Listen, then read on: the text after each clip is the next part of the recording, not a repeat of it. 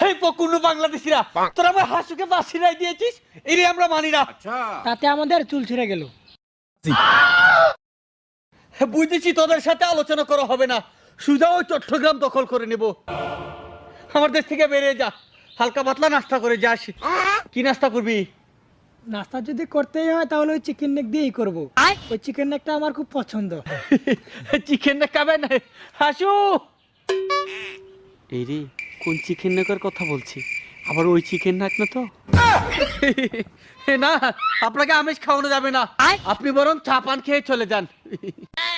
শুনেছি আপনার দোকানের চা বেশ ভালো নয়, তবে যদি 32 জর্দা থাকে তাহলে পান খেতে পারি। 32টা আবার আমার খুব পছন্দ, বুঝলে মুদিজি? আগে চিকেন নেক, এখন 32।